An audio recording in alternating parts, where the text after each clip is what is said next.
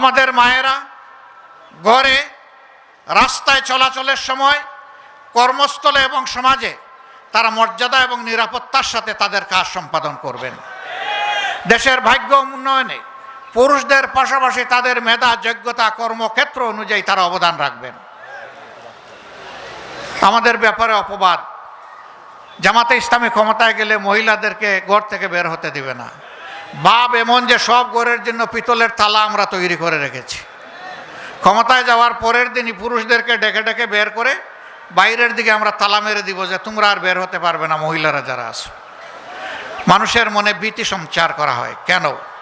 রসুল করিম সাল্লাল্লাহু আলাইহি সাল্লাম যুদ্ধের ময়দানে সাহাবিয়াদেরকে সাথে নিয়েছেন, তার স্ত্রীদেরকে সাথে নিয়েছেন, অন্য মহিলারা যুদ্ধ করেছেন তার সাথে মিলে। যুদ্ধ মানব জীবনের সবচেয়ে কঠিন কাজ।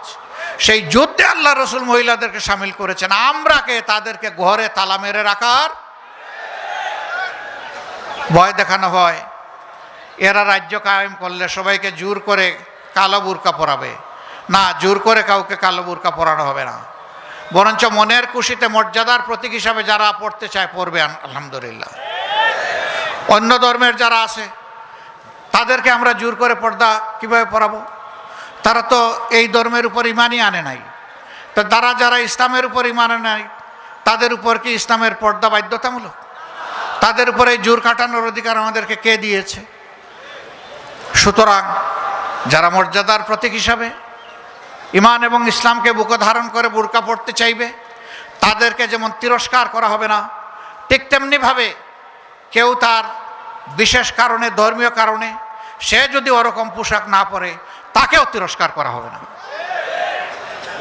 সম্মানিত ভাইয়েরা, এই বক্তব্যই কালকে আমি সাতক্ষীরায় রেখেছিলাম, কিন্তু একটা টিভি আমার বক্তব্যকে বিকৃত করেছে।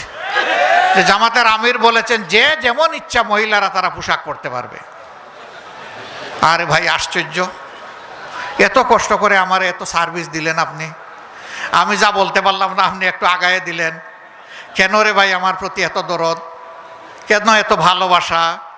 খালেদ মহিউদ্দিন উনি আমাকে প্রশ্ন করেছিল যে কিছু মানুষ আজীবন আপনাদের বিরোধিতা করে কেন? আমি বললাম বেশি ভালোবাসে তো এই জন্য আমাদেরকে একটু কসলায়। ভাই, এই কসলানি থেকে আমরা বাঁচতে চাই। ফ্যাসিজমের দাতা কোলে আমরা ছিলাম সবচেয়ে বেশি মজলুম, আমাদেরকে একটু শান্তি দেন ভাই। হ্যাঁ, আলহামদুলিল্লাহ বেশিরভাগ মিডিয়া বা ব্যাপক সংখ্যক মিডিয়া এখন সত্যকে সত্য হিসাবে তুলে ধরছে, আমি তাদেরকে অভিনন্দন জানাই। দুই একটা মিডিয়া যেন মিডিয়া জগতের জন্য কোনো দুর্নামের কারণ না হয়, আমি মিডিয়া জগতের বন্ধুদেরকে সেই দিকেও সতর্ক থাকার আহ্বান জানাই যে দুই একজনের কারণে আপনাদের বদনাম হবে কেন? আপনারা এই বদনামের ভাগ নেবেন কেন? যে মিডিয়া এরকম করে টুইস্ট করে মানুষের বক্তব্য বিকৃত করে, না, এটা আর হওয়া উচিত নয়। আমি আশা করি এরপরে আর হবে না ইনশাআল্লাহ। আমরা যা বলি অবিকল আপনারা তা তুলে ধরুন। আমাদের বক্তব্যের কাট পিস সরবরাহ করবেন না। লেজ দিলেন পেট নাই, পেট দিলেন মাথা নাই, এরকম বক্তব্য দিবেন না ভাই। এরকম বক্তব্য দিলে মানুষ বিভ্রান্ত হবে। লেখা থাকে কোনো কোনো দেয়ালে যে এখানে প্রস্রাব করিবেন না, দাড়ি করিলে অপরাধ। যদি দাড়িটা নার আগে বসাই দেন তাইলে কি হবে? এখানে প্রস্রাব করিবেন না করিলে অপরাধ। তা আপনি কি করলেন তাহলে? আমার দাড়িটা এখান থেকে ওখানে যা সরাই দিলেন তো সব শেষ করে। তা আমি আশা করব যে না, আমরা আর কেউ এগুলা করবো না ইনশাআল্লাহ। আপনাদের আশা করি ভালো লাগবে আমাদের কথাগুলা, যেহেতু দেশ এবং জাতির জন্য আমরা বলি, তাহলে আমাদের কথাগুলো যেভাবে বলি সেইভাবেই আপনারা উপস্থাপন করবেন ইনশাআল্লাহ। এই প্রিয় বাংলাদেশে আমরা সবাই মিলে বাংলাদেশকে ভালোবাসি, ভালোবাসতে চাই এবং আমরা বিশ্বাস করতে চাই যে সত্যিকার অর্থে দেশকে যারা ভালোবাসে তারা মানুষের কোনো ক্ষতি করতে পারে না। আমরা একটা কল্যাণ রাষ্ট্র কায়েম করতে চাই।